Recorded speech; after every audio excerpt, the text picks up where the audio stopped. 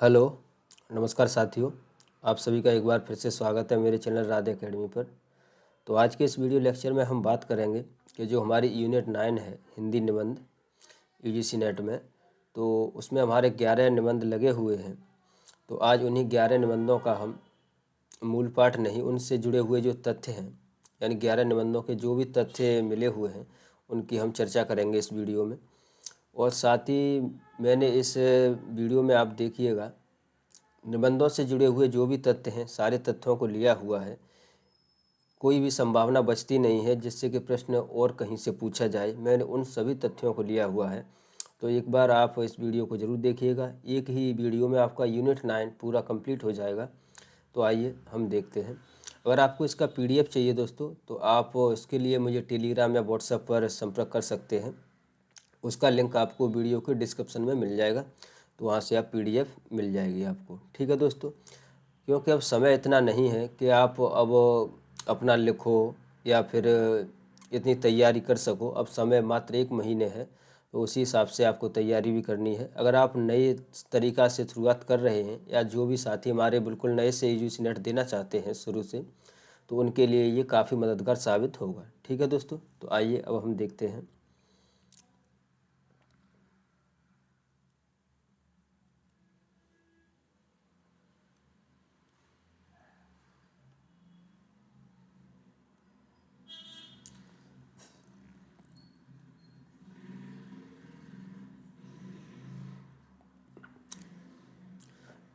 तो जैसा कि दोस्तों मैंने बताया कि यूनिट 9 हमारी हिंदी निबंध है।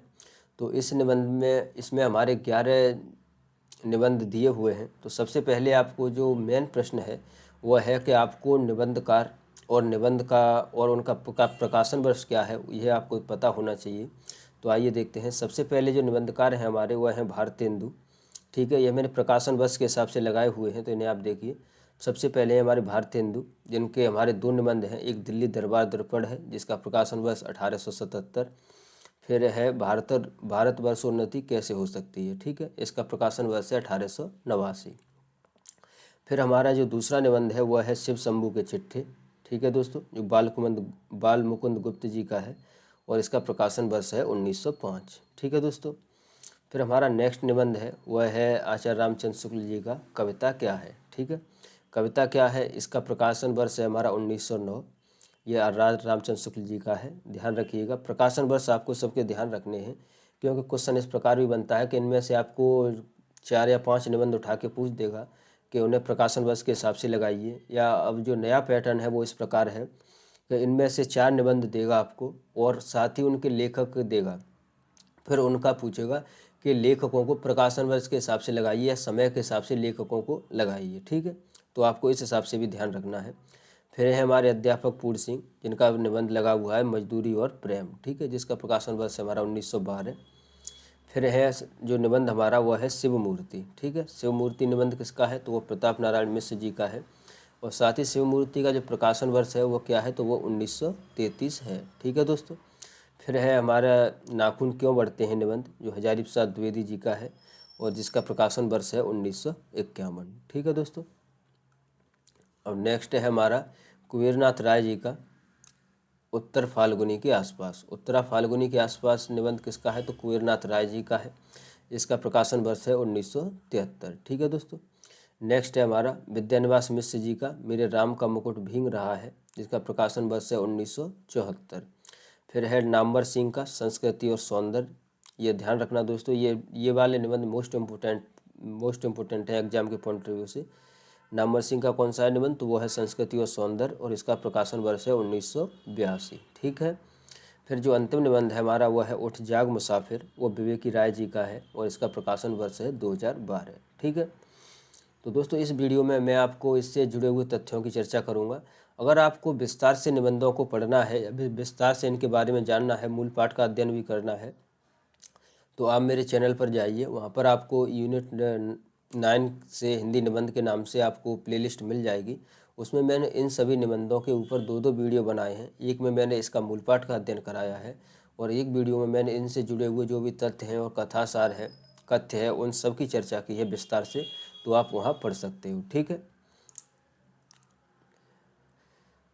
अब हम अपने पहले निबंध की शुरुआत करते हैं। पहला निबंध है हमारा दिल्ली दरबार दर्पण, जिसका प्रकाशन वर्ष 1877, जो भारतेंदु हरिश्चंद्र जी का है। ठीक है दोस्तों।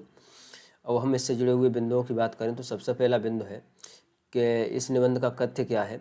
तो अंग्रेजी शासन के प्रति भ्रम पर आधारित महारानी विक्टोरिया के घोषणा पत्र को आधार बनाया है। यानी इस निबंध में भारतेंदु जी ने क्या रखा हुआ है, तो जो अंग्रेजी शासन था उसमें जो भ्रम फैला हुआ तब विक्टोरिया की जो घोषणा पत्र आया था 1857 में, उसी को आधार बनाकर ये निबंध लिखा गया है। इसमें भारतेंदु ने राज राजेश्वरी की प्रशंसा की है। दूसरे शब्दों में कहें तो महारानी के सम्मान में लिखा गया है। यानी दोस्तों उस समय की वही राष्ट्रभक्ति और राजभक्ति का जो द्वंद्व था, उसी में ये जो राजभक्ति है उसको दिखाते हुए भारतेंदु जी ने ये निबंध लिखा है। नेक्स्ट बिंदु है कि निबंध की मूल विषय वस्तु भेदभाव मिटाकर सभी धर्मों और जातियों को समान अधिकार देना है। ठीक है, तो ये बिंदु जुड़े हुए हैं। और महत्वपूर्ण पंक्तियों की बात करें तो सबसे पहले तो ये निबंध की शुरुआती पंक्तियां हैं, इन्हें आप ध्यान रखिए। ये आपको पूछ सकता है कि ये किस निबंध से उद्धृत है पंक्ति, या ये किस निबंध से ली गई हैं, या भारतेंदु के किस निबंध से ली गई हैं। तो देखिए कि जयत राज राजेश्वरी, जय युवराज कुमार, जय नृप प्रतिनिधि कवि, लिटन जय दिल्ली सरकार, स्नेह भरन तम हरन दो प्रजन करन उजियार, भयो देहली दीप सो यह दिल्ली दरबार। ठीक है, तो दिल्ली दरबार उसी का उन्होंने प्रशंसा की है। नेक्स्ट देखिए जो पंक्ति हैं दोस्तों, ये वाले जो कथन है ये मोस्ट इम्पोर्टेंट है, ये एग्जाम में पूछ सकता है एग्जामिनर। तो देखिए पहली पंक्ति है कि किलात के खां को भी झंडा नहीं मिला, पर उन्हें एक हाथी जिस पर 4000 की लागत का हौदा था, जड़ाऊ गहने, घड़ी, कार, चोवी, कपड़े, कम खान के थान वगैरह सब मिलाकर 25,000 की चीज़ें तोहफे में मिलीं। यह बात किसी दूसरे के लिए नहीं हुई थी। नेक्स्ट बिंदु है कि 19 तारीख को सबके अंत में महारानी तंजौर वायसराय से मुलाकात को आईं। ये ताश का सब वस्त्र पहने थीं और मुंह पर ताश का नकाब पड़ा हुआ था। नेक्स्ट बिंदु है कि महारानी अपनी भाषा की बोलचाल में बेगम भूपाल की तरह चतुर नहीं थीं, इसीलिए ज़्यादा बातचीत मिसेज फर्थ से हुई, जिन्हें श्रीयुत ने प्रसन्न होकर मन भावनी अनुवादक कहा था। ठीक है। नेक्स्ट है कि मैं ईश्वर से प्रार्थना करता हूँ कि अपने अपने कठिन कामों को दृढ़ परंतु कोमल रीत पर करने के समय आपको इस बात का भरोसा रहे कि जिस समय आप लोग अपने जाति की बड़ी कीर्ति को थामे हुए हैं और अपने धर्म के दयाशील आज्ञाओं को मानते हैं, उसी के साथ आप इस देश के सब जाति और धर्म के लोगों पर उत्तम प्रबंध के अनमोल लाभों को फैलाते हैं। ठीक है दोस्तों, तो सबसे पहले वाला निबंध हमारा ख़त्म हो चुका है। इससे जो जुड़े हुए तथ्य थे वो मैंने आपके सामने रखे। अब हम नेक्स्ट निबंध की चर्चा करते हैं, वह है भारतवर्षोन्नति कैसे हो सकती है। ये भारतेंदु जी का ही निबंध है। इसका प्रकाशन वर्ष 1884 है। ठीक है। अब हम दोस्तों भारतेंदु जी की चर्चा कर लें। अगर हम भारतेंदु जी के बारे में देखें तो राजा शिवप्रताप सितारे हिंद भारतेंदु के विद्यागुरु थे। हरिश्चंद्र चंद्रिका में भारतेंदु के प्रमुख निबंध प्रकाशित हुए हैं। यानी हरिश्चंद्र चंद्रिका जो उनकी पत्रिका थी, उसी में भारतेंदु जी के निबंधों का प्रकाशन हुआ है। डॉक्टर केसी नारायण शुक्ल ने उनके निबंधों को संग्रहित करके भारतेंदु के निबंध शीर्षक से प्रकाशित किया। यानी जो भारतेंदु जी के निबंधों का संकलन किसने किया है, तो डॉक्टर केसी नारायण शुक्ल ने भारतेंदु के निबंध नाम से संकलन किया है। भारतेंदु को शिवदान सिंह चौहान ने हिंदी का पहला निबंधकार स्वीकार किया है। ठीक है दोस्तों, ये मोस्ट इम्पोर्टेंट बिंदु है, इन्हें आप जरूर ध्यान रखिएगा। एग्जाम के पॉइंट ऑफ व्यू से क्वेश्चन यहीं से आता है और यहीं से आएगा, ये आप जरूर ध्यान रखिए। अगर आपको विश्वास नहीं तो आप एक बार PYQ उठा के देखिए, फिर मेरे वीडियो को देखिए, तो आपको पता चल जाएगा कि क्वेश्चन यहीं से आएंगे। नेक्स्ट बिंदु है कि डॉक्टर रामस्वरूप चतुर्वेदी ने कविता में उनका संस्कार है, गद्य में विचार। यानी ये डॉक्टर रामस्वरूप चतुर्वेदी हैं, वह भारतेंदु जी के बारे में कहते हैं कि कविता में उनका संस्कार है और गद्य में विचार। ठीक है। अब हम उनके निबंधों की बात करें तो भारतेंदु जी के निबंध है इस प्रकार हैं।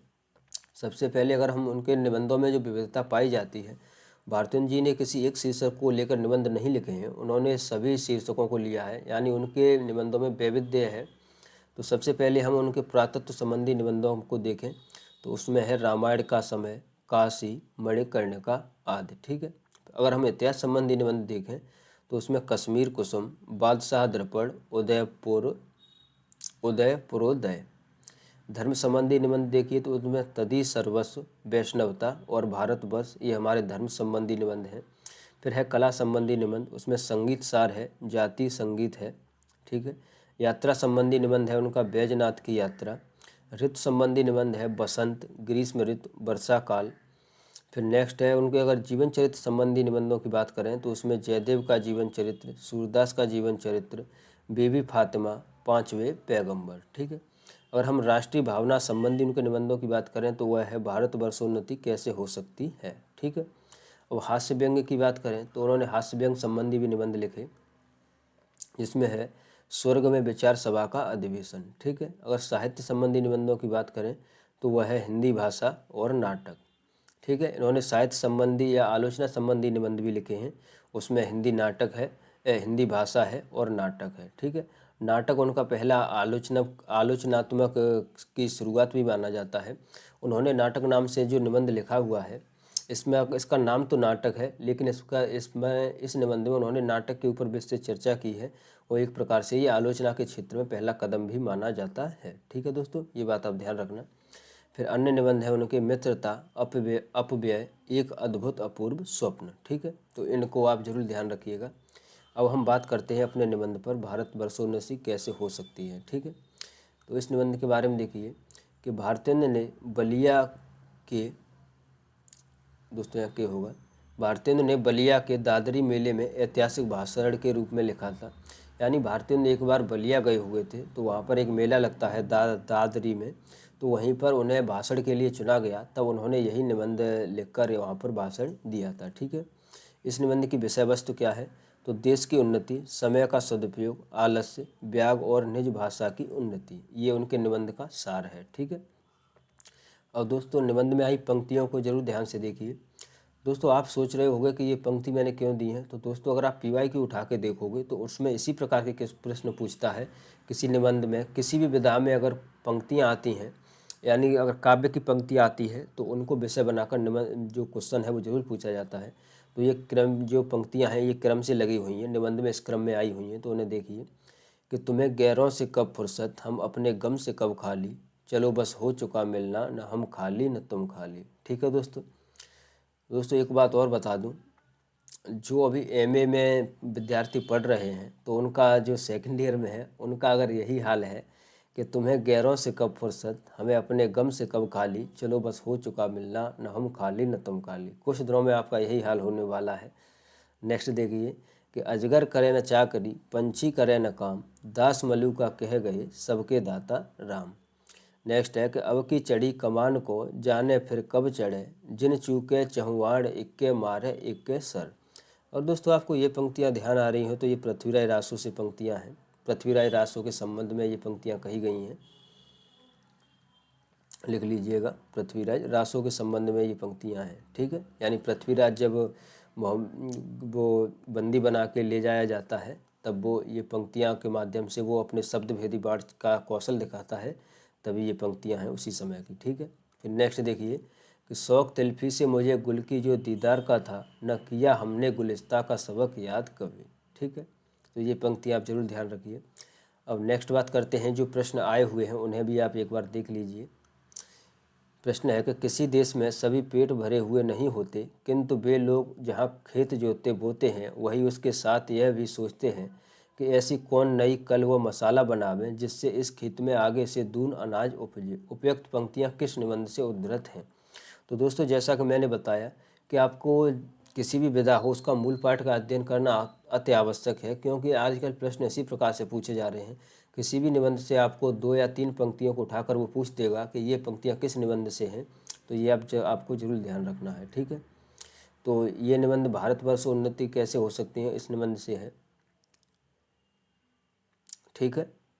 तो इसमें ये वाला नहीं है, लेकिन जो दिल्ली दरबार दर्पण है ये वाला निबंध दिया हुआ है, बाद में आयोग ने इस क्वेश्चन को क्रॉस कर दिया था, ठीक है। नेक्स्ट देखिएगा कि निम्नलिखित में से कौन सा निबंध भारतेंदु हरिश्चंद्र ने लिखा है। यानी इनमें से कौन सा निबंध है जो भारतेंदु हरिश्चंद्र ने लिखा हुआ है। रामायण का समय, बंधुत्व किसे कहते हैं, अब मैं नाच्यो बहुत गोपाल, रसात्मक बोध के विविध स्वरूप, ठीक है। तो अभी हमने देखा रामायण के समय जो निबंध है वो भारतेंदु जी द्वारा लिखा गया है, ठीक है। अब हम इस निबंध की महत्वपूर्ण पंक्तियों की बात करें तो उसमें देखिए कि हमारे हिंदुस्तानी लोग तो रेल की गाड़ी हैं, यद्यपि फर्स्ट क्लास, सेकंड क्लास आदि गाड़ी बहुत अच्छी बड़े महसूल की इस ट्रेन में लगी है, पर बिना इंजन अच्छी और बड़े सब नहीं चल सकती। वैसे ही हिंदुस्तानी लोगों को कोई चलाने वाला हो तो ये क्या नहीं कर सकते। इनमें इतना कह दीजिए, का चुप साध रहा बलवाना, फिर देखिए कि हनुमान जी को अपना बल कैसे याद आ जाता है। ठीक है। नेक्स्ट देखिए, नेक्स्ट है कि हमको पेट के धंधे के मारे छुट्टी ही नहीं रहती, बाबा हम क्या उन्नति करें। तुम्हारा पेट भरा है, तुमको दून की सूझती है। उसने एक हाथ से अपना पेट भरा, दूसरे हाथ से उन्नति के कांटों को साफ किया। क्या इंग्लैंड में किसान, खेत गाड़ीवान, मजदूर, कोचवान आदि नहीं हैं? किसी देश में भी सभी पेट भरे नहीं होते, किंतु वे लोग जहाँ खेत जोतते हैं, कौन नहीं जानता, वहीं साथ उसके साथ यह भी सोचते हैं कि एक कल वह मसाला बनावें जिससे इस खेत में आगे से दून अनाज उपजे। विलायत में गाड़ीवान भी। तो इतना ही देख लीजिए। दोस्तों ये पंक्तियाँ उन्होंने जब भारतेंदु जी अपने देश के लोगों को बताते हैं कि जो पश्चिम है उसका उदाहरण देते हुए कि इंग्लैंड और वहाँ पर भी तो लोग किसान हैं, मजदूर वर्ग है, वहाँ पर भी हैं लोग, लेकिन वहाँ के लोग मेहनत करते हैं। साथ साथ वो सिर्फ मेहनत करने के साथ साथ अपने देश की भी सोचते हैं और लोगों की भी सोचते हैं। नेक्स्ट देखिए, नेक्स्ट पंक्ति है कि दरिद्र कुटुंबी इस तरह अपनी इज्जत को बचाता फिरता है जैसे लाजवंती बहू फटे कपड़ों में अपने अंग को छिपाए जाती है, वही दशा हिंदुस्तान की है। दोस्तों ये पंक्ति मोस्ट इम्पोर्टेंट है, ये पूछ सकता है एग्जामिनर, तो ये आप जरूर ध्यान रखिए। 1 मिनट।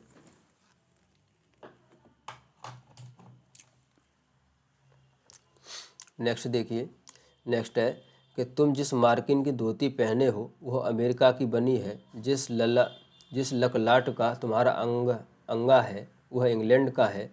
फ्रांसीसी की बनी कंघी से तुम सिर झाड़ते हो और जर्मनी की बनी चर्बी की बत्ती तुम्हारे सामने जल रही है। ठीक है, तो ये हमारे इसी भारतवर्ष उन्नति कैसे हो सकती है इसी निबंध से है।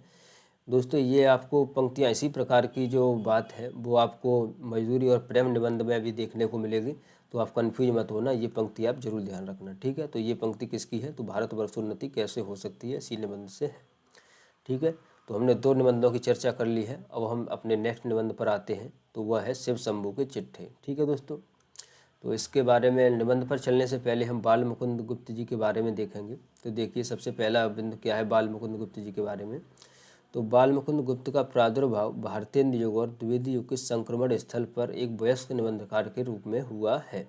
यानी जो बाल मुकुंद गुप्त जी हैं वह न तो भारतेंदु युग है और न द्विवेदी युग, इन दोनों का जो संक्रमण काल था, यानी जो 1900 के समथिंग जो समय था उसी के आसपास के हैं बाल मुकुंद गुप्त जी। ठीक है, इनके निबंधों की आत्मा भारतेंदु युगीन, नव जागरण, राष्ट्र प्रेम, समाज निर्माण की आकांक्षा और शरीर द्विवेदी युगीन की भाषा है। दोस्तों ये बात इस प्रकार समझिए कि जो बाल मुकुंद गुप्त जी है, जो इनका समय है वो 1900 के आसपास है। 1900 के आसपास में क्या है कि भारतेंदु युग का समाप्त होना है और साथ ही द्विवेदी युग का जो समय है वह स्टार्ट होता है। तो इनके निबंधों में आपको जो कथ्य है वह तो आपको मिलेगा, जो इन्होंने कथानक अपने रखे हुए हैं उनमें आपको इनके विचारों में नव जागरण, राष्ट्र प्रेम, समाज निर्माण की चर्चा मिलेगी। ठीक है, लेकिन जो भाषाई द्वैत उस समय चल रहा था, यानी भाषा कौन सी हो, तो द्विवेदी युग में जो महावीर प्रसाद द्विवेदी हैं उन्होंने भाषा के लिए जो खड़ी बोली है उसको भाषा का मुख्य माना है, उसी को साहित्य के लिए भाषा के रूप में चुना है।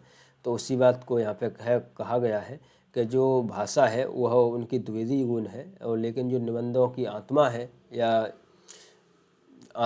कथ्य है वह भारतेंदु युगीन है। ठीक है, अब नेक्स्ट देखिए, नेक्स्ट बिंदु है हमारा कि शिव शंभू के चिट्ठे और खत बाल मुकुंद गुप्त के प्रमुख खत हैं। ठीक है, यानी अगर इनके प्रमुख निबंधों की चर्चा करें तो वह शिव शंभू के चिट्ठे और खत के नाम से प्रकाशित हुए थे। ठीक है, नेक्स्ट बिंदु है कि राजकमल प्रकाशन द्वारा 1988 में पहली बार प्रकाशित इस किताब के प्रकाशीय में सूचना दी गई। यानी जो शिव शंभू के चिट्ठे है इसका सबसे पहले जो प्रकाशन किया गया है या इसकी जो सूचना मिलती है वो कहाँ पे मिलती है, तो राजकमल प्रकाशन द्वारा 1988 में पहली बार प्रकाशित इस किताब में प्रकाशीय में सूचना दी गई। ये चिट्ठे और खत सन 1903 से 1907 के दौरान भारत मित्र में प्रकाशित हुए थे। ठीक है, यानी ये सबसे पहले अगर इन निबंधों की या इन चिट्ठे जो उन्होंने चिट्ठी लिखी थी इनकी अगर चर्चा मिलती है तो ये सबसे पहले इनका प्रकाशन हुआ था भारत मित्र पत्रिका में। ठीक है, जिसका संपादन स्वयं गुप्त जी किया करते थे। ठीक है, और इसका समय है 1907 से 1903 से 1907 के दौरान ये निबंध प्रकाशित हुए थे। ठीक है, नेक्स्ट है कि शिव शंभू के चिट्ठे में कुल 14 पत्र लिखे गए, यानी ये शिव शंभू के चिट्ठे नामक शीर्षक से उन्होंने जो पत्र लिखे हुए हैं उनमें 14 पत्र लिखे गए हैं। उनमें किस किस को लिखे गए हैं तो देखिए 8 पत्र हैं वह उन्होंने लॉर्ड कर्जन के नाम लिखे हुए हैं। ठीक है, 2 लॉर्ड मिंटो के नाम लिखे हुए हैं, 1 भारत सचिव मिस्टर मार्ली के नाम लिखा गया है, 2 फूलर साहब के नाम लिखे गए हैं, 1 अलीगढ़ कॉलेज के छात्रों के नाम लिखा गया है। ठीक है दोस्तों, तो देखिए आगे सबसे पहला जो उनके चिट्ठे का शीर्षक है, इन शीर्षकों को भी आप ध्यान रखिएगा कि कौन से शीर्षक के से किसे लिखा गया है। तो सबसे पहला है हमारा बनाम लॉर्ड कर्जन। ठीक है, जिसका प्रकाशन है 11 अप्रैल 1903। ये बात ध्यान रखिए, ये सभी भारत मित्र में इनका प्रकाशन होता है। तो बनाम लॉर्ड कर्जन का प्रकाशन वर्ष है 11 अप्रैल 1903 और ये किसके नाम लिखा गया है तो ये लॉर्ड कर्जन के नाम लिखा गया है। फिर है श्रीमान का स्वागत, इसका प्रकाशन वर्ष 1903 लॉर्ड कर्जन के नाम। फिर है वायसराय का कर्तव्य, इसका प्रकाशन वर्ष है 1904, ये भी लॉर्ड कर्जन के नाम से है। पीछे मत फेंकिए 1904 लॉर्ड कर्जन के नाम से। आशा का अंत 1905, एक दुरासा 1905, विदाई संभाषण 1905 और बंग विच्छेद 1905। ठीक है, तो ये सभी 8 खत हैं, ये किसके नाम लिखे गए हैं तो ये सभी लॉर्ड कर्जन के नाम लिखे गए हैं। ठीक है दोस्तों, और इतने ही जो निबंध हैं ये हमारे सिलेबस में लगे हुए हैं, तो इन निबंधों का आप अध्ययन कर लीजिएगा। ठीक है, इनका आपको विस्तार से अध्ययन करना है और जो बात और है उनका सिर्फ आपको जो शॉर्ट में आप उन्हें देख लीजिएगा या उनसे जुड़े हुए तथ्यों की सिर्फ शीर्षकों को ध्यान रखिए। ठीक है, तो इन निबंधों के आपको प्रकाशन वर्ष भी पता होना चाहिए। तो देखिए 2 निबंध हमारे 1903 में लिखे गए हैं, बनाम लॉर्ड कर्जन और श्रीमान का स्वागत, ये हमारे 1903 में लिखे गए हैं।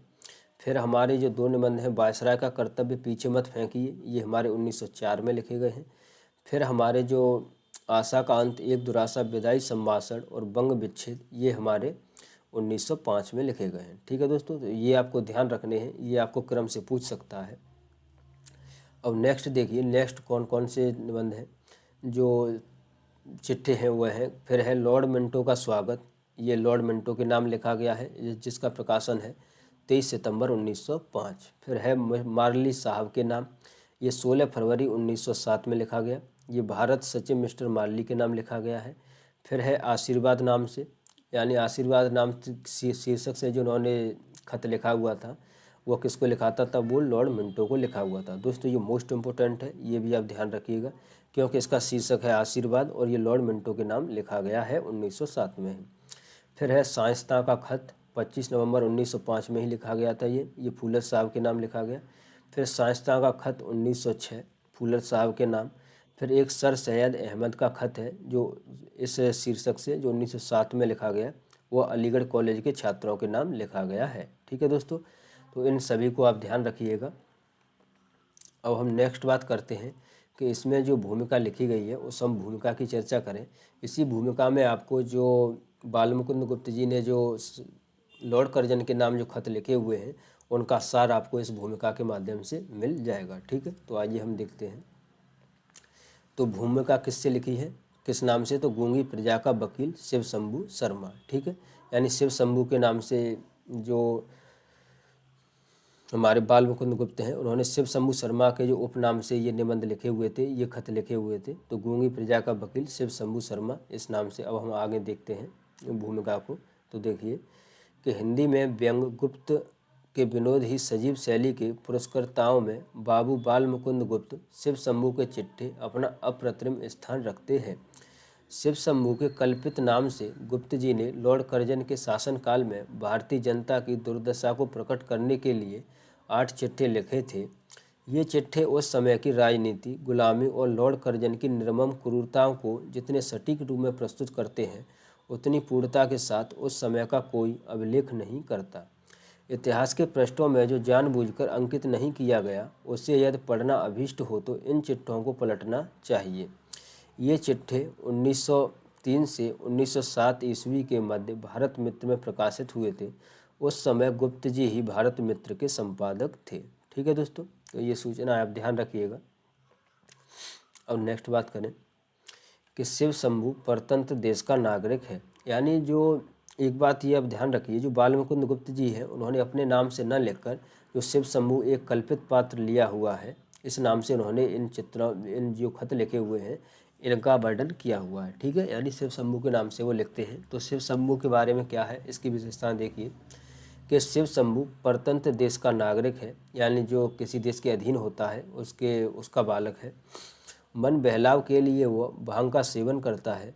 भांग का नशा उसकी चेतना को विलीन नहीं करता, हल्का सा सुरूर होता है जो मादक ने होकर मन की इसी प्रमुदित तरंग में शिव शंभू अपने चारों मन को तरंगायित करने में समर्थ है।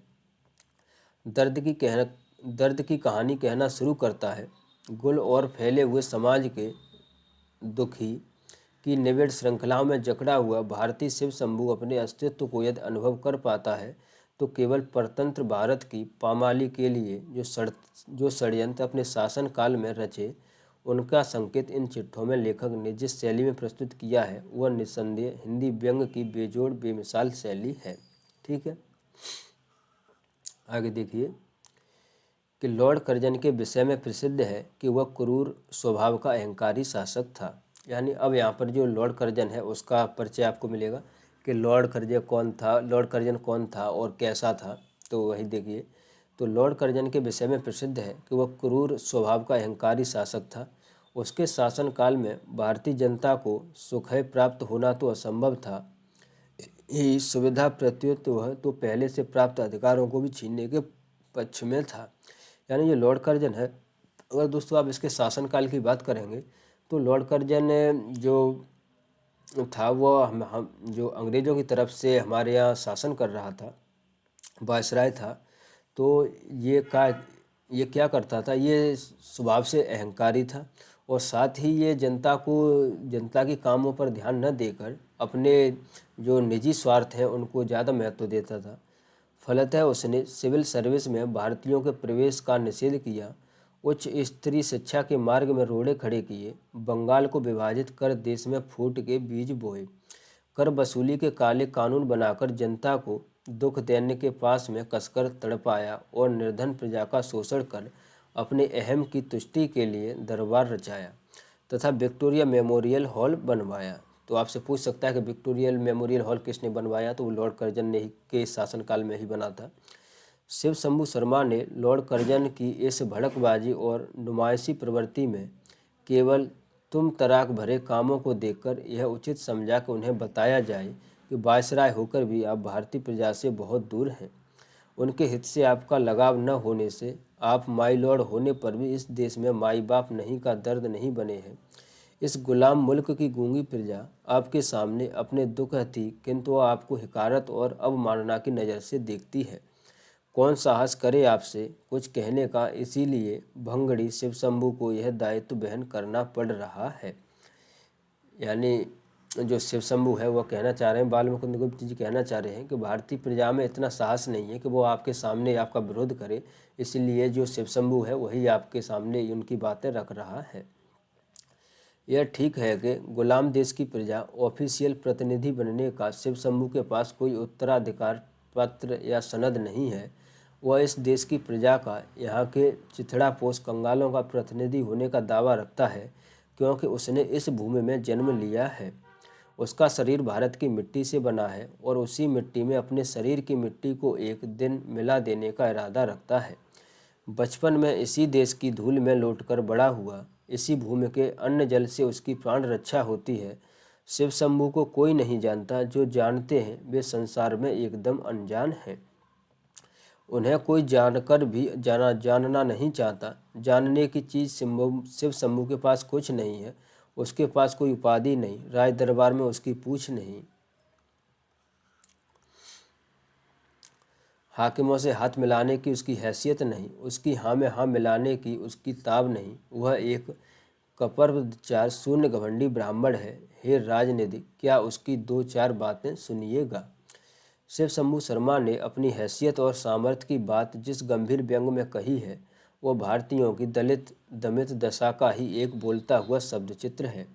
बनाम लॉर्ड कर्जन शीर्षक चिट्ठी में लेखक ने बड़ी प्रखर और निर्भीक वाणी में कर्जन से कहा है कि जिस पद नदी नाव संयोग की भांति है, यानी जो हमारा बनाम लॉर्ड कर्जन है, इस जो पहला खत है, इसमें जो शिव शंभू है वह कहते हैं कि आप जिस पद पर बैठे हुए हैं माय लॉर्ड, वह नदी नाव का संयोग है मात्र। यानी जब तक जो नाव है वह नदी में बहती है तभी तक उनका संयोग रहता है, बाद में नाव निकल जाती है, लेकिन नदी वैसी की वैसी रहती है। आपके हाथ में पर आप आरूढ़ हुए, वह आपका मौरूसी नहीं, कुछ दिन और कुछ करने की शक्ति है। लेकिन माय लॉर्ड, क्या आप भी चाहते हैं कि आपके खड़े हो लॉर्ड लैंसडॉन जैसी आसपास एक वैसी ही मूर्ति? यदि आपको ही स्थापित करनी है तो आइए आपको मूर्तियां दिखा दें। वह देखिए, एक मूर्ति है जो किले के मैदान में नहीं है पर भारतवासियों के हृदय में बनी हुई है। पहचानिए इसे। इस वीर पुरुष ने मैदान की मूर्ति से इस देश के करोड़ों करोड़ों गरीबों के हृदय में मूर्ति बनवाना अच्छा समझा। यह लॉर्ड रिपन की मूर्ति है, और देखिए यह स्मृति मंदिर, यह आपके 50 लाख के संगमरमर से अधिक मजबूत और सैकड़ों गुना कीमती है। यह स्वर्गीय विक्टोरिया महारानी का सन 1919 का घोषणा पत्र है। आपकी यादगार भी नहीं बन सकती यदि इन दो यादगारों की आपके जी में कुछ इज्जत हो। लॉर्ड कर्जन को अपना कार्यकाल पूरा करने के बाद दूसरी बार फिर 2 वर्ष के लिए वायसराय नियुक्त किया गया। भारतवासी इस नियुक्ति पर अत्यंत खिन्न हुए, लेकिन वे करते भी क्या। शिव शंभू को भारत प्रभु कर्जन के इस जो कुछ खुदा दिखाए सो लाचार देखना। द्वारगमन की सूचना मिली तो उन्होंने भी बेबसी से सिर ढूंढ डाला, लेकिन कलम के जरिए के माई लॉर्ड को उनकी पुरानी करनी कोसते हुए श्रीमान का स्वागत शीर्षक से दूसरा चिट्ठा लिखा। यानी जो लॉर्ड कर्जन है, एक बार उनका शासनकाल हो गया, फिर जब उनका द्वारा से भी शासनकाल में उन्हें चुना जाता है तो शिव शंभू जो शर्मा है, बाल मुकुंद गुप्त जी ने जो श्रीमान का स्वागत नाम से फिर एक और उनके ऊपर चिट्ठा लिखा हुआ है। चिट्ठे में लॉर्ड कर्जन के काले कारनामों का व्यंगमयी भाषा में उल्लेख तो उन्होंने किया ही, पर भाग्य लाचार भारतीयों की तटस्थ वृत्ति पर भी गहरे प्रहारवादी विवश किए। भारतवासी संघर्ष भीरू हैं, किसी भी संकट को स्वीकार करना निर्लिप्त निराकार दृष्टा की भांति अतृप्त लोचन से नाटक के पटाक्षेपों को देखना उनका स्वभाव बन गया है। अथक ऐसे हैं कि कितने ही तमाशे देख लिए पर दृष्टि नहीं हटाते। इन्होंने पृथ्वीराज जयचंद की तबाही देखी, मुसलमानों की बादशाही देखी, अकबर बीरबल खान खाना और तानसेन देखे, शाहजहाँ खानी तख्ते ताउस और शाही जुलूस देखे, फिर वही तख्त नादिर शाह को उठाकर ले जाते देखा, शिवाजी और औरंगजेब देखे, क्लाइव और हेस्टिंग्स से वीर बहादुर देखे, बड़े शौक से लॉर्ड कर्जन का हाथियों का जुलूस और अंग्रेज देखे, देखते दरबार देखा। कोई दिखाने वाला चाहिए, भारतवासी देखने को सदा प्रस्तुत हैं। इस गुण में वे मोछ मरोड़ कर कह सकते हैं कि संसार में कोई उनका सानी नहीं। भारतीयों की यह तमाशाई जुलूस रहते हैं और राजधानी की तबीयत आज भी ज्यों की त्यों है। दिल्ली में रोज जलसे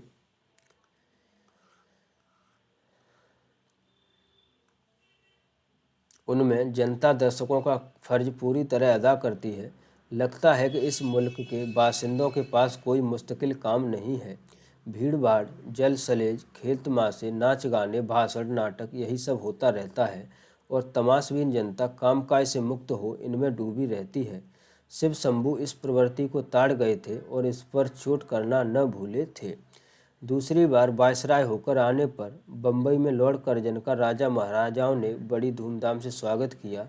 बम्बई की म्यूनिसिपैलिटी की ओर से आपके अभिनंदन का विशाल पैमाने पर आयोजन किया गया। इस आयोजन में माई लॉर्ड ने भारतीय जनता के प्रति कृतज्ञता व्यक्त करना तो दूर, उसकी कटु शब्दों में आलोचना कर डाली। शिव शंभू को यह सहन न हुआ। उन्होंने अपने चिट्ठी में बड़ी स्पष्ट भाषा में बिना कसी लाग लपेट के लॉर्ड कर्जन को संबोधित करते हुए लिखा, सच मानिए कि आपने इस देश को कुछ नहीं समझा, खाली समझने की सेखी में रहे और आशा नहीं कि इन अगले कई महीनों में भी कुछ समझें। किंतु इस देश ने आपको खूब समझ लिया और अधिक समझने की ज़रूरत नहीं रही। ठीक है दोस्तों, ये भूमिका आपको मोस्ट इम्पोर्टेंट है। ये भूमिका किसी की भी हो, आपको पूरी तरह से उसके बारे में पता होना चाहिए। साथ ही इतना पता होना चाहिए कि अगर किसी भूमिका से लेखक 2 या 3 पंक्तियों को उठाकर आपसे प्रश्न पूछ रहा है तो आप उसे पहचान सकें। ठीक है, आपने गरीब प्रजा की ओर तक भी दृष्टि डालकर नहीं देखा, न गरीबों ने आपको जाना। जब आप अपना पद त्याग कर स्वदेश वापस जाएंगे तो यह कभी न कहेंगे कि भारत की प्रजा का मन अपने हाथ में किया था।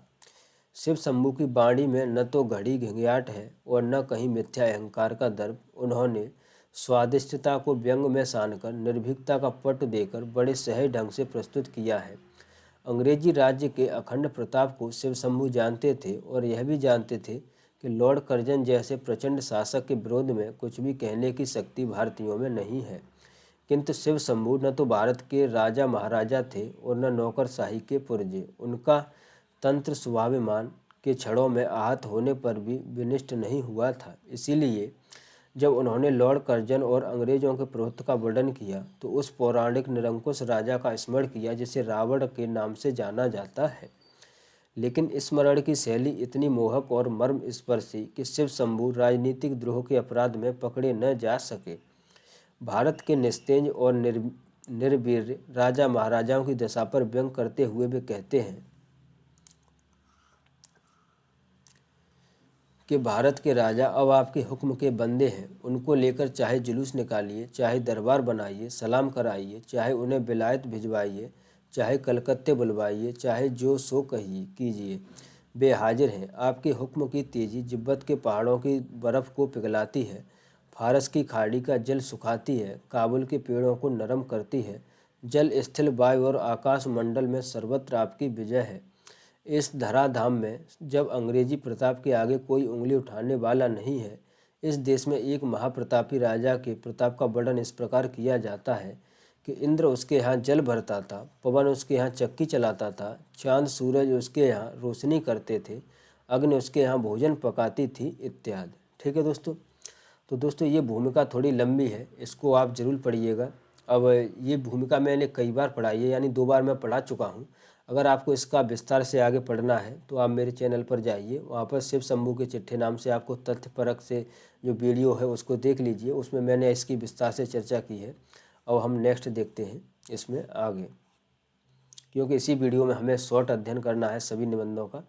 तो अब देखिए दोस्तों, एक शॉर्ट अध्ययन यहाँ पे देखिए कि जो शिव शंभू के चिट्ठे हैं, इसमें जो 8 चिट्ठे या खत लिखे हुए हैं, इनमें किस प्रकार से वर्णन है या इसमें किस प्रकार का कथ्य है।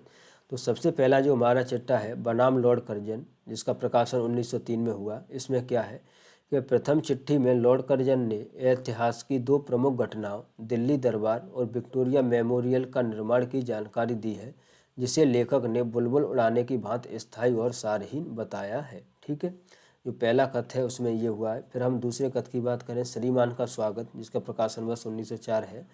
तो इसमें देखिए इसमें क्या है कि 2 साल के लिए लॉर्ड कर्जन फिर से गवर्नर जनरल बनकर आते हैं। गुप्त जी ने लॉर्ड कर्जन के द्वारा वायसराय बनाए जाने पर दुख एवं निराशा का भाव प्रकट किया है तथा उनमें कई आशाएं पूर्ण करने का निवेदन किया है। यानी जो दूसरा खत है श्रीमान का स्वागत, उसमें क्या है, तो उसमें 2 साल के लिए लॉर्ड कर्जन फिर से गवर्नर जनरल बनकर आए हैं और साथ ही उन्होंने उनके जब वो फिर से आए हैं शासन में तो उससे दुख प्रकट किया है। और दूसरे जो श्रीमान का स्वागत है, इसमें ये पंक्तियाँ आई हुई हैं, इनको आप जरूर ध्यान रखिए कि जो कुछ खुदा दिखाए सो लाचार देखना। नेक्स्ट है कि कुंडी के नकारे में खुदके का लगा कुंड, नीट भंग पी के प्यारे दिन रात बजा डंका। ठीक है, और नेक्स्ट है हमारा वायसराय का कर्तव्य, जिसका प्रकाशन वर्ष है 1904। इसमें देखिए कि तीसरी चिट्ठी में लॉर्ड कर्जन के पुनरागमन पर उसके कर्तव्य की याद दिलाई है। ठीक है, फिर नेक्स्ट है पीछे मत फेंकिए, तो ये 1905 है इसका प्रकाशन वर्ष। इसमें क्या है कि इस चिट्ठी में गुप्त जी ने लॉर्ड कर्जन से भारतीय प्रजा के साथ उनके कर्तव्यों की ओर संकेत किया और भारत को आगे बढ़ाकर अच्छे वायसराय में अपना नाम जोड़ने की अपील की है। नेक्स्ट है लॉर्ड कॉर्नवालिस की चर्चा, गाजीपुर में मृत्यु। ठीक है, यानी इसमें लॉर्ड कॉर्नवालिस की चर्चा की है उन्होंने, जिनकी मृत्यु कहाँ पर होती है, तो उनकी मृत्यु गाजीपुर में होती है। ठीक है, और नेक्स्ट है जो खत उनका वो है आशा का अंत, इसका प्रकाशन वर्ष 1905 है। तो इसमें क्या है, इसमें देखिए पंचम चिट्ठी में भारतीयों द्वारा लॉर्ड कर्जन के शासनकाल में उन्नति और विकास की जो आशाएं देखी गई थीं उसके प्राय अंत होने की कथा प्रस्तुत की गई है। जलवायु और नमक के माध्यम से व्यंग भी किया गया है। और इसमें एक पंक्ति आई हुई है, वह है किस्मत पर उस मुसाफिर खस्ता के रोइए जो थक गया हो बैठ के मंजिल के सामने। ठीक है दोस्तों, ये पंक्ति मोस्ट इम्पोर्टेंट है और बहुत अच्छी भी पंक्ति है कि किस्मत पर उस मुसाफिर खस्ता के रोइए, यानी एक इस पंक्तियों का सार है कि कोई मुसाफिर है जो अपनी किस्मत पर बैठकर रो रहा है, जो थक गया हो बैठ के मंजिल के सामने, यानी जो मंजिल के सामने भी बैठकर थक गया है। नेक्स्ट देखिए, फिर है वो जो खत है वह है एक दुरासा। इसमें लॉर्ड कर्जन से अपील की गई है कि वह भारतीयों का हाल जानने व उनके दुख दर्द को दूर करें। होली का वर्णन भी इसी में है। ठीक है, इसमें जो पंक्ति आई हुई है इन पंक्तियों को देखिए कि चलो चलो आज खेले होली कन्हैया घर, बमला जमाने सूतला के रसनाद ई द्वारा, के बसुर के बादशाही ने नजर मरा गदारा। नेक्स्ट है विदाई संभाषण, जिसका प्रकाशन वर्ष 1905 ही है। इसमें सप्तम चिट्ठी में भारतीयों के गुण देश की दुर्दशा, अंग्रेजों की कृतघ्नता तथा लॉर्ड कर्जन के दुर्गुणों का वर्णन किया गया है। फिर नेक्स्ट है हमारा अंतिम बंग विच्छेद। इस चिट्ठी में लॉर्ड कर्जन द्वारा बंग विच्छेद का वर्णन किया गया है तथा इसे खाली ख्याली लड़ाई की संज्ञा दी है। तो बंग विच्छेद को क्या कहा है उन्होंने, खाली ख्याली की संज्ञा दी है। ठीक है, बंग विच्छेद 16 अक्टूबर को हुआ था, ये इसमें सूचना दी गई है। महाभारत का भी वर्णन इसमें किया गया है। ठीक है, अब हम बात करते हैं, देखिए शिव शंभू से जो PYQ आया हुआ है वो किस प्रकार है कि शिव शंभू के चिट्ठे से संबंधित निम्न कथनों पर विचार कीजिए। सबसे पहला है कि शिव शंभू शर्मा एक कल्पित पात्र है। श्रीमान का स्वागत में शिव शंभू लॉर्ड मिंटो के बारे में लिखते हैं। इन निबंधों में व्यंग विनोद भाव का बड़ी सहजता से प्रयोग करते हैं। बनाम लॉर्ड कर्जन नामक चिट्ठे का प्रकाशन 1901 में हुआ है।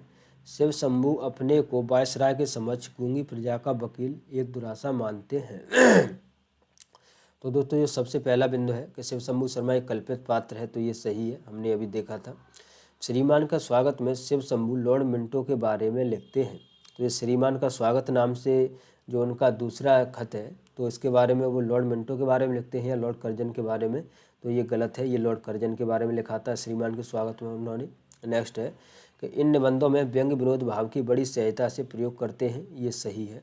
फिर है कि बनाम लॉर्ड कर्जन नामक चिट्ठी का प्रकाशन 1901 में हुआ था, तो ये हमारा गलत है। 1901 में ऐसा कोई नहीं हुआ है। 1903, 1904 और 1905 में इन निबंधों का वो प्रकाशन हुआ है। ठीक है, नेक्स्ट है कि शिव शंभू अपने को वायसराय के समक्ष गूंगी प्रजा का वकील मानते हैं, तो ये बिल्कुल सही है। भूमिका में ही हमने देखा था शुरुआत में, तो हमारे A, C और E ऑप्शन सही है। ठीक है, A, C, E यानी हमारा B ऑप्शन सही है। नेक्स्ट क्वेश्चन देखिए, नेक्स्ट क्वेश्चन किस प्रकार आया हुआ है कि शिव शंभू के चिट्ठे तथा द्विवेदी का चिट्ठा की परंपरा में विद्यानिवास मिश्र ने भ्रमरानंद उपनाम से सरस्वती संपादक श्री नारायण चतुर्वेदी को चिट्ठियां लिखीं, तो ये हमारा सही है। ललित निबंध की विविध शैलियाँ विद्यानिवास मिश्र के हाथों में जीवंत हुई, तो A और R हमारे दोनों सही हैं, लेकिन ये इसकी सही व्याख्या नहीं है। ठीक है, अब नीचे एक और क्वेश्चन है वो देखिए शिव शंभू के चिट्ठे से।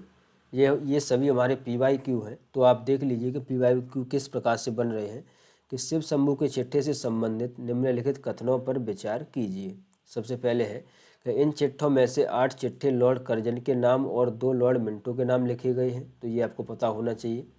फिर नेक्स्ट कथन है कि खतों में से एक खत गुप्त जी ने शाइस्ता खां के नाम से फूलर साहब को तथा एक सर सैयद अहमद के नाम से अलीगढ़ कॉलेज के छात्रों को लिखा है, तो ये हमारे दोनों कथन सही है। ठीक है, तो दोनों कथन ये हमारे सही हैं। नेक्स्ट क्वेश्चन है कि शिव शंभू के चिट्ठे से संबंधित हैं, यानी इसमें जो 4 पत्रिकाएं दी हुई हैं, तो इनमें से कौन कौन सी हैं जो शिव शंभू के चिट्ठे से संबंधित हैं, तो आनंद कादम्बिनी और भारत मित्र ये दोनों शिव शंभू के चिट्ठे से संबंधित हैं। सॉरी BOD, आनंद कादम्बिनी नहीं होगा, कलकत्ता और भारत मित्र हैं। शुरुआत में ये कलकत्ता में 1-2 पत्र छपाता, लेकिन सभी फिर बाद में भारत मित्र में छपते हैं। तो बी और डी ऑप्शन हमारा सही है। अब नेक्स्ट निबंध है हमारा कविता क्या है, जो शुक्ल जी का है। तो अब हम इसको देखेंगे। तो उस पर निबंध पर चलने से पहले 1 मिनट दोस्तों, निबंध पर चलने से पहले हम शुक्ल जी के बारे में देखें। तो शुक्ल जी के बारे में देखिए कि हिंदी निबंध के विकास में केंद्र में आचार्य रामचंद्र शुक्ल जी को रखा गया है। यानी अगर आप हिंदी निबंध के विकास की बात करेंगे तो इसका विभाजन हुआ है वो शुक्ल जी के नाम पर ही हुआ है। फिर है निबंध की परिभाषा शुक्ल जी किस प्रकार देते हैं, ये मोस्ट इम्पोर्टेंट है, ये आप जरूर ध्यान रखिए कि यदि गद्य कवियों या लेखकों की कसौटी है तो निबंध गद्य की कसौटी है। भाषा की पूर्ण शक्ति का विकास निबंधों में ही सबसे अधिक संभव है। ठीक है। नेक्स्ट है कि शुक्ल जी के निबंध चिंतामणि 4 भागों में संकलित हैं। इसका पहले नाम विचार भीति था। यानी शुक्ल जी के अगर आप निबंध संग्रह की बात करेंगे तो उनका निबंध संग्रह चिंतामणि के नाम से सभी निबंधों का प्रकाशन हुआ है इसी में। और इसका पहले शुक्ल जी ने नाम विचार भीति रखा हुआ था, बाद में इसका नाम बदलकर चिंतामणि का किया गया। ठीक है। अब देखिए चिंतामणि के बारे में कुछ तथ्य हैं, उनको हम देखेंगे। तो चिंतामणि के बारे में कुछ तथ्य हैं, उन्हें देखिए कि इधर आपको निबंध संग्रह है कि निबंध संग्रह जो चिंतामणि भाग 1 है उसका संपादन किसने किया, तो रामचंद्र शुक्ल जी ने किया है इसका संपादन वर्ष 1939 में। ठीक है। 1939 में इसका संपादन होता है सबसे पहली बार चिंतामणि का। और इसमें जो संकलित निबंध थे वो कौन कौन से भाग 1 में, तो भाव या मनोविकार, उत्साह, श्रद्धा भक्ति, करुणा, लज्जा और गिलानी, लोभ और प्रीति, घृणा, ईर्ष्या, भय, क्रोध, कविता क्या है, भारतेंदु हरिश्चंद्र, तुलसी का भक्ति मार्ग, मानस की धर्मभूमि, काव्य में लोक मंगल की साधनावस्था, साधारणीकरण और व्यक्ति वैचित्रवाद, रसात्मक बोध के विविध रूप। ठीक है दोस्तों। तो ये जो सारे निबंध हैं ये हमारे भाग 1 में है। नेक्स्ट है हमारा भाग 2। जब चिंतामणि का सेकंड एडिशन आता है, संस्करण आता है, तो भाग 1 का जो संपादन है वो किसने किया, वो विश्वनाथ प्रसाद मिश्र जी ने किया है 1945 में। ठीक है। तो 1945 में किया है। तो इसमें कौन कौन से निबंध और जोड़े गए, तो उनमें जोड़े गए हैं काव्य में प्राकृतिक दृश्य, काव्य में रहस्यवाद और काव्य में अभिव्यंजनावाद। ठीक है। फिर जो नेक्स्ट संपादन है वो नामवर सिंह जी ने किया है। जो चिंतामणि का तीसरा बेर संपादन होता है वो नामवर सिंह जी ने किया, चिंतामणि भाग 3 का। इसका प्रकाशन हुआ 1983 में। ठीक है। फिर है चिंतामणि भाग 4 जिसका संपादन कुसुम चतुर्वेदी एवं ओम प्रकाश सिंह ने किया। इसका प्रकाशन वर्ष है 1904। ठीक है। तो 1939, 1945, 1983 और 2004। ठीक है। अब हम बात करते हैं आगे। चिंतामणि भाग 4 में सन 1902 से 1939 तक प्रकाशित कुल 39 निबंध संकलित हैं। ठीक है। यानी चिंतामणि भाग 4 है उसमें कुल कितने निबंध संकलित हैं, तो उसमें 39 निबंध हैं जो 1902 से लेकर 1939 तक प्रकाशित हुए हैं। ठीक है। अब आगे देखिए कि चिंतामणि की भूमिका में शुक्ल जी ने लिखा है। अगर आप चिंतामणि आपने पुस्तक पढ़ी हो तो उसमें अगर आप भूमिका की बात करें तो उसमें शुक्ल जी लिखते हैं कि इस पुस्तक में मेरी अंतर यात्रा में पढ़ने वाले कुछ प्रदेश हैं, यात्रा के लिए निकलती रही है बुद्धि पर हृदय को भी साथ लेकर। ठीक है। तो इतनी कोटेशन देकर आपको पूछ सकता है कि ये किस लेखक की है या ये आचार्य शुक्ल की किस पुस्तक से है, तो ये आप ध्यान रखिए चिंतामणि की भूमिका है। नेक्स्ट है कि साहित्य शुक्ल जी का पहला निबंध है जो सरस्वती 1904 में प्रकाशित हुआ था।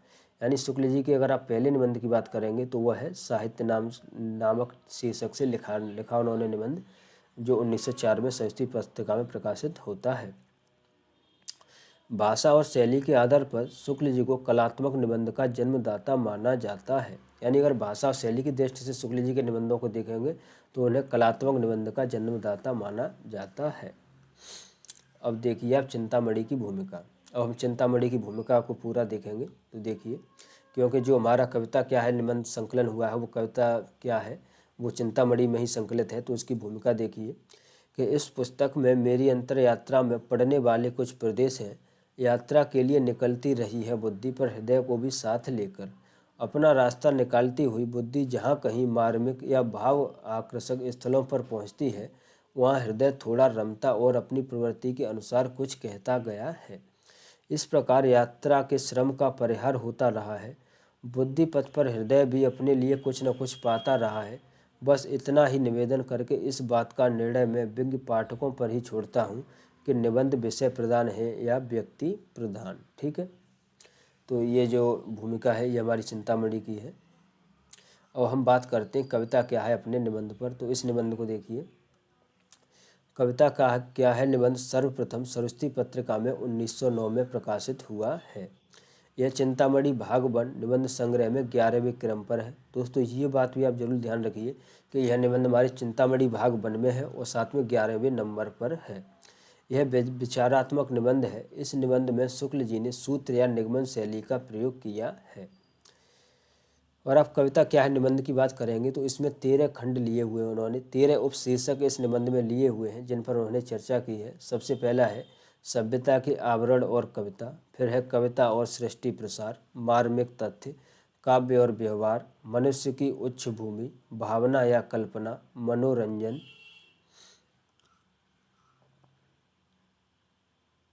सौंदर्य, चमत्कारवाद, कविता की भाषा, अलंकार, कविता पर अत्याचार और कविता की आवश्यकता। ठीक है दोस्तों, तो इन शीर्षकों को आप जरूर ध्यान रखिए।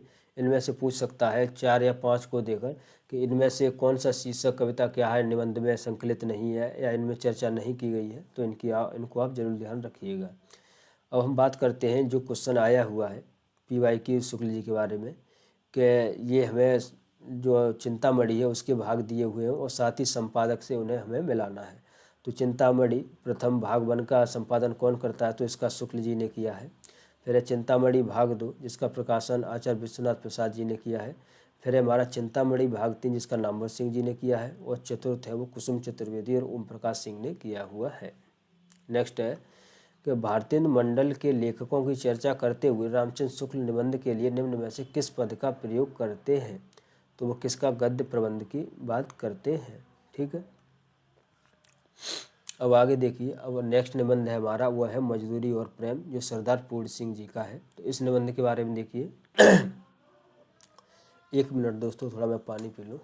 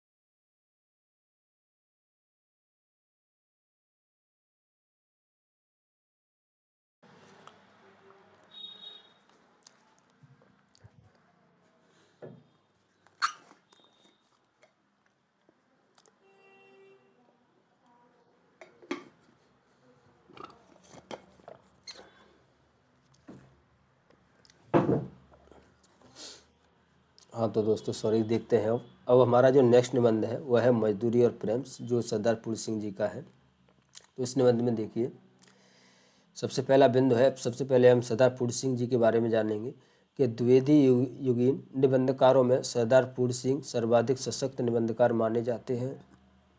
इनके निबंध 1909 से 1913 के बीच सरस्वती पत्रिका में प्रकाशित हुए। सरदार पूर्ण सिंह के सभी निबंध भावनात्मक कोटि के होते हैं। इनके निबंधों को निर्बंध निबंध के रूप में जाना जाता है। अगर आप सरदार पूर्ण सिंह जी के निबंध हैं वो कैसे हैं, तो भावनात्मक कोटि के निबंध हैं, ये आप जरूर ध्यान रखिए। साथ ही इनके निबंधों को एक विशेष नाम से जाना जाता है, वह है निर्बंध निबंध। ठीक है, इनके प्रमुख निबंध 6 मिलते हैं हमें हिंदी साहित्य में, तो वो देखिए कौन कौन से हैं। सबसे पहले है सच्ची वीरता, कन्यादान, पवित्रता, आचरण की सभ्यता, मजदूरी और प्रेम, अमेरिका का मस्त योगी, वॉल्ट हिटमैन। ठीक है, ये 6 निबंध हैं जो मुख्य रूप से सरदार पूर्ण सिंह जी ने लिखे हुए हैं। नेक्स्ट देखिए कि मजदूरी और प्रेम निबंध 8 भागों में लिखा गया है, यानी जो मजदूरी और प्रेम निबंध है ये 8 शीर्षकों में लिखा गया है। उन शीर्षकों को देखिए और साथ ही उनमें क्या क्या विवेचन है वह भी देखिए। सबसे पहले है कि हल चलाने वाले का जीवन। पहला शीर्षक है जो इसमें या पहला भाग है वह है हल चलाने वाले का जीवन। इसमें उन्होंने किसान के बारे में चर्चा की है, किसानों के जीवन के बारे में। तो इसमें देखिए कि किसान की तुलना ब्रह्मा से की है और इन्हें बेमुकुट गोपाल भी कहा है। दोस्तों ये जो मैं आपको अभी बता रहा हूँ ये एग्जाम के या क्वेश्चन के पॉइंट ऑफ व्यू से मुख्य बिंदु है, इन्हें आप जरूर ध्यान रखिए कि उन्होंने जो किसानों की तुलना है वो ब्रह्मा से की है, साथ ही इन्हें बेमुकुट गोपाल भी कहा है। ये प्रकृति के जवान साधु होते हैं, तो किसानों को उन्होंने प्रकृति के जवान साधु कहा है। किसान के गुण उन्होंने क्या क्या बताए हैं, तो दया, वीरता और प्रेम, ये किसान के गुण बताए हैं। किसान के जीवन को वृक्षों के समान मौन बताया है। ठीक है, तो ये आप जरूर ध्यान रखिएगा। नेक्स्ट है हमारा गडरिये का जीवन। तो इसमें देखिए लेखक ने गडरिये के जीवन को पवित्रता से पूर्ण बताया है। भेड़ों की सेवा ही इनकी पूजा है। गडरिये की तुलना क्षीर सागर में लेटे भगवान विष्णु से की है। ठीक है दोस्तों, ये आप जरूर ध्यान रखिएगा कि जो उन्होंने गडरिये की तुलना है वो किससे की है, तो क्षीर सागर में जो भगवान विष्णु लेटे हुए हैं उनसे उसकी तुलना की है। नेक्स्ट शीर्षक है हमारा मजदूर की मजदूरी। इसमें देखिए जिल्दसाज के काम की चर्चा की है इसमें इन्होंने, और साथ ही विधवा नारी के काम की चर्चा की है। नेक्स्ट है प्रेम मजदूरी। इसमें उन्होंने पत्नी के काम की चर्चा की है। नेक्स्ट है मजदूरी और कला। इसमें वो क्या करते हैं, तो यंत्रों की जगह श्रमिकों के श्रम का महत्व बताते हैं। ठीक है, फिर हमारा नेक्स्ट शीर्षक है वह है मजदूरी और फ़कीरी। तो मजदूरी और फ़कीरी में देखिए उन्होंने क्या क्या चर्चा की है। तो इसमें उन्होंने जॉन ऑफ आर्क की फ़कीरी और भीड़ें चराना, टोल्स्टॉय का त्याग और जूते गांठना, उम्र खयाम का प्रसन्नतापूर्वक तंबू साइट फिरना, और साथ ही खलीफा उम्र का अपने रंग महलों में चटाई आदि बुनना। ठीक है, तो इन्हें आप जरूर ध्यान रखिए कि इसमें जो जॉन ऑफ आर्क है उनकी चर्चा करते हैं, तो साथ में उनकी फ़कीरी और भीड़ें चराना। टोल्स्टॉय का क्या काम था, तो वह त्याग और जूते गांठना। उम्र खयाम का प्रसन्नतापूर्वक तंबों का साइड फिरना। और खलीफा उम्र है तो उनका क्या था, तो वो अपने रंगे महलों में चटाई आदि का बुनना। ठीक है, नेक्स्ट है समाज का पालन करने वाली दूध धारा में वो क्या कहते हैं, किसका वर्णन है, तो गुरु नानक के भोजन प्रसंग का वर्णन है। एक लालो है जो बढ़ई है और भागो रईस है। ठीक है, ये इसमें पात्र आते हैं, और साथ ही इसमें उन्होंने जापान के हाथों से बनी वस्तुओं का वर्णन किया है। नेक्स्ट है कि पश्चिमी सभ्यता का नया आदर्श। तो कलों को छोड़कर मनुष्यों की पूजा करने की बात कही है रस्किन और टोल्स्टॉय के माध्यम से। ठीक है, अब हम इसमें विगत जो प्रश्न आए हुए हैं एग्जाम में उन्हें देखिए। तो अध्यापक पूर्ण सिंह से संबंधित निम्न कथनों पर विचार कीजिए। हिंदी, पंजाबी और अंग्रेजी में लिखने वाले पूर्ण सिंह ने अंग्रेजी में सर्वाधिक लिखा है, तो ये बिल्कुल सही है। फिर है पूर्ण सिंह ने स्वामी राम तीर्थ की जीवनी 1924 में लिखी थी। पूर्ण सिंह ने पारंपरिक भारतीय उदात्त जीवन मूल्यों को आधुनिक पाश्चात्य दर्शन एवं विज्ञान के आलोक में नया रूप देकर प्रस्तुत करना चाहते थे, ये बात बिल्कुल सही है। फिर है पूर्ण सिंह ने हिंदी में कुल 36 निबंध लिखे हैं, ये बात गलत है। तो अभी हमने देखा हिंदी में उन्होंने मात्र 6 निबंध लिखे हुए हैं। पूर्ण सिंह ने हिंदी में स्वच्छंदतावादी कविताएं लिखी हैं, तो ये भी हमारा सही नहीं है। ठीक है, तो हमारा सही कौन कौन सा है, ए सही है, बी सही है और हमारा सी ऑप्शन सही है। ठीक है, तो ए बी सी यानी ये हमारा बिल्कुल सही है। अब नेक्स्ट देखिए कि आजकल की कविता में नयापन नहीं, उसमें पुराने ज़माने की कविता की पुनरावृत्ति मात्र है। इस नकल में असल की पवित्रता और कुमारेपन का अभाव है। तो ये जो उद्धरण है ये हमारी कविता क्या है निबंध से न होकर के मजदूरी और प्रेम से लिया गया है। तो दोस्तों आपको ये ज़रूर ध्यान रखना है, आपको मूल पाठ का अध्ययन करना ही होगा, क्योंकि एग्ज़ाम में आजकल ऐसी ही पंक्तियाँ पूछी जा रही हैं। अब नेक्स्ट देखिए, नेक्स्ट है कि निबंध मजदूरी और प्रेम के उप शीर्षकों को पहले से बाद के क्रम में लगाइए। तो सबसे पहले है गडरिये का जीवन, हल चलाने वाले का जीवन, मजदूर की मजदूरी, मजदूरी और कला, प्रेम और मजदूरी। ठीक है, तो इनको आप अगर जो शीर्षक है उनके क्रम से लगाओगे तो सबसे पहले आता है हल चलाने वाले का जीवन यानी बी, फिर आता है हमारा गडरिये का जीवन ए, फिर आता है हमारा मजदूर की मजदूरी, मजदूर की मजदूरी यानी सी, तो ई डी ये वाला ऑप्शन हमारा बिल्कुल सही है। ठीक है, तो आपको इस क्रम से भी इन्हें ध्यान रखना है। अब नेक्स्ट निबंध है हमारा, वह है शिव मूर्ति प्रताप नारायण मिश्र जी का। तो इस निबंध के बारे में देखिए। तो ये प्रताप नारायण मिश्र जी के बारे में सबसे पहले हम देखेंगे, उसके बाद हम शिव मूर्ति पर चर्चा करेंगे। तो प्रताप नारायण मिश्र जी के बारे में देखिए, तो इनका जो समय काल रहा है वो 1856 से 1894 रहा है। प्रताप नारायण भारतीय युग के प्रमुख निबंधकार हैं। तो ये भारतीय युग के लेखक हैं प्रताप नारायण मिश्र, ये बात आप ध्यान रखिएगा। मिश्र जी भारतीय मंडल के कवि, लेखक और पत्रकार भी थे। वे भारतेंदु के व्यक्तित्व से प्रभावित थे और उन्हें अपना गुरु मानते थे। यानी प्रताप नारायण मिश्र हैं, उन्होंने अपना गुरु कैसे माना है? तो भारतेंदु जी को माना है। मिश्र जी ने ब्राह्मण और हिंदुस्तान नामक पत्रिकाओं का संकलन किया है। मिश्र जी ने हिंदी, हिंदू, हिंदुस्तान नारा दिया है। ठीक है। अब नेक्स्ट है कि मिश्र जी का निबंध संकलन है वो कौन कौन से हैं? तो निबंध नवनीत जो उनका पहला निबंध संकलन है, प्रताप पीयूष और प्रताप ग्रंथावली। विषय की दृष्टि से इनके निबंधों में विविधता है। आत्मव्यंजक निबंधकार के रूप में प्रताप नारायण को जाना जाता है। यानी अगर प्रताप नारायण की बात करोगे तो इन्हें किस रूप में जाना जाता है? तो आत्मव्यंजक निबंधकार के रूप में जाना जाता है। नेक्स्ट है कि शैली की दृष्टि से मिश्र जी ने 4 प्रकार के निबंध लिखे हैं। वो कौन कौन से? वर्णनात्मक निबंध, विचारात्मक निबंध, भावात्मक निबंध और हास्य व्यंग परक।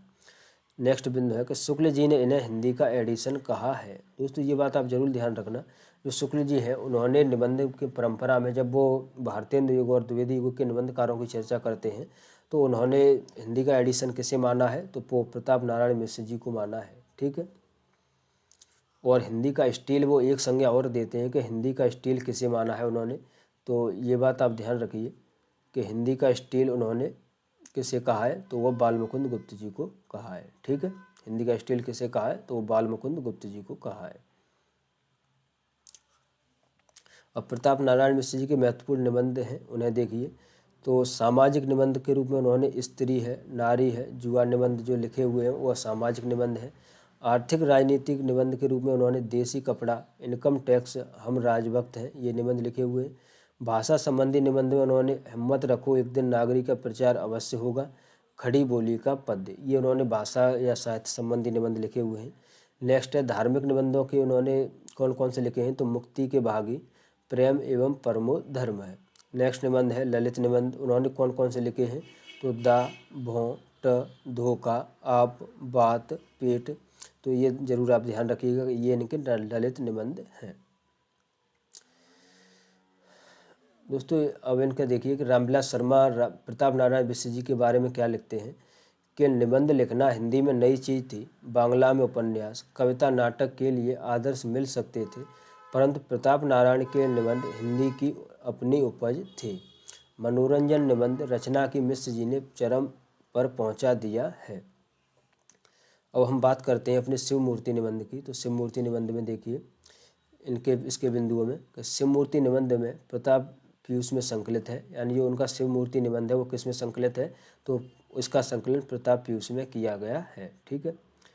अब नेक्स्ट देखिए कि शिव मूर्ति निबंध को प्रताप नारायण मिश्र ने उन लोगों के लिए लिखा है जो अपने विचार से ईश्वर के प्रति लगाव रखते हैं और आनंद से भर जाते हैं। इसके अलावा खुद से परे जाकर दूसरों को भी भला सोचते हैं।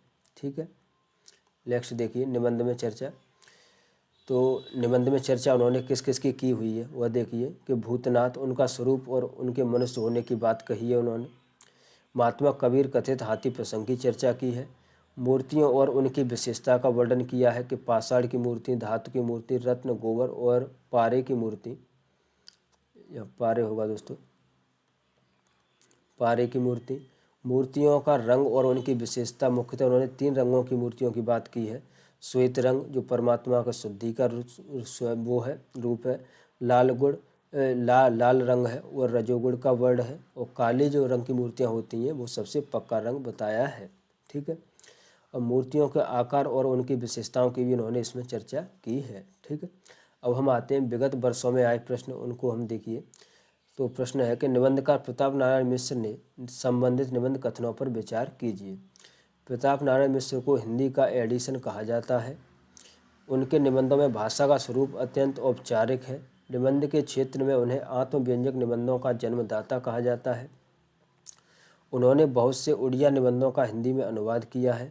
उनके निबंधों में संस्कृत और उर्दू के शब्दों के साथ बैसवारे की ग्रामीण कहावतें और शब्दों का भी प्रयोग मिलता है। तो सबसे पहला जो बिंदु है, प्रताप नारायण मिश्र को हिंदी का एडिशन कहा जाता है, यह बिल्कुल सही है। उनके निबंधों में भाषा का स्वरूप अत्यंत औपचारिक है, तो ये गलत है, उन्होंने सही भाषा लिखी हुई है। निबंध के क्षेत्र में उन्हें आत्मव्यंजक निबंधों का जन्मदाता माना जाता है, तो ये हमारा गलत है, क्योंकि उन्हें आत्मव्यंजक निबंध नहीं, उन्होंने ललित निबंध के बारे में उन्हें जाना जाता है, तो ये हमारा गलत है। उन्होंने बहुत से उड़िया निबंधों का हिंदी में अनुवाद किया है, ये सही है। उनके निबंधों में संस्कृत और उर्दू के शब्दों के साथ व्यवहारिक की ग्रामीण कहावतों और शब्दों का भी प्रयोग मिलता है, तो ये भी हमारा सही है। ठीक है, अब हम नेक्स्ट बात करते हैं उनकी जो प्रमुख पंक्ति हैं इस निबंध में वो कौन कौन सी हैं। तो उन्हें देखिए कि हमारे यह लेख केवल उनके विनोदार्य थे जो अपनी विचार शक्ति को काम में लाते हैं और ईश्वर के साथ जीवित संबंध रख के हृदय में आनंद पाते हैं तथा आप लाभकारक बातों को समझ के दूसरों को समझाते हैं। ठीक है, नेक्स्ट पंक्ति है कि हमारे रसिक पाठक जानते हैं किसी सुंदर व्यक्ति की आंखों में काजल और गोरे गोरे गाल पर तिल कैसा भला लगता है कि कवियों भर की पूरी शक्ति रसिकों भर का सर्वस्व एक बार उस शोभा का निछावर हो जाता है। नेक्स्ट है कि यह संसार का जाति धर्म है, जो वस्तु हमारे आसपास है उन्हीं पर हमारी बुद्धि दौड़ती है। फारस, अरब और इंग्लिश देश के कवि जब संसार की अनित्यता वर्णन करेंगे तो कब्रिस्तान का नक्शा खींचेंगे, क्योंकि उनके यहाँ शमशान होते ही नहीं हैं। दोस्तों ये पंक्ति बहुत इंपॉर्टेंट है, इसे आप जरूर ध्यान रखिए। नेक्स्ट है कि यूरोप में खूबसूरती के बयान में अलकाबल का रंग काला कभी न कहेंगे, यहाँ ताम्रवर्ण सौंदर्य का रंग न समझा जाएगा। ठीक है, तो हमारा ये निबंध भी होता है। अब हम नेक्स्ट निबंध है हमारा, वह है नाखून क्यों बढ़ते हैं, जो आचार्य हजारी प्रसाद द्विवेदी जी का है। तो इस निबंध को देखिएगा। तो सबसे पहले हम हजारी प्रसाद द्विवेदी जी के बारे में देखें तो द्विवेदी जी शुक्लोत्तर युग के निबंधकार हैं। उनके निबंधों में संस्कृत भाषा, विज्ञान, दर्शन, इतिहास, कल्पना, मिथक और समकालीन जीवन का एक अपूर्व रस दिखाई पड़ता है।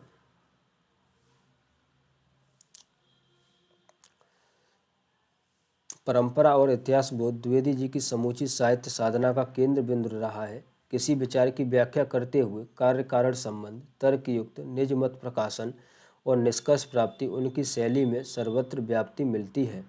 इनके निबंधों में बातचीत शैली का प्रयाग मिलता है। ठीक है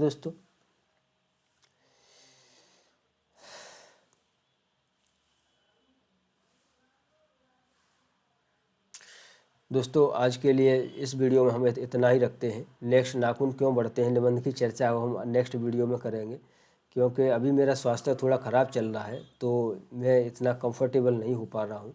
वीडियो 1 घंटे का हो गया है, तो अब इससे ज़्यादा मैं नहीं बोल पा रहा हूँ, स्वास्थ्य भी ख़राब चल रहा है। तो मिलते हैं नेक्स्ट वीडियो में। धन्यवाद दोस्तों कृपया इस वीडियो को आप लाइक और शेयर कीजिए, साथ ही मेरे चैनल को सब्सक्राइब भी कर लीजिए, और हो सके तो ज़्यादा से ज़्यादा अपने मित्रों और जो भी आपके व्हाट्सएप ग्रुप हों उनमें शेयर कीजिएगा। ठीक है, मिलते हैं नेक्स्ट वीडियो में।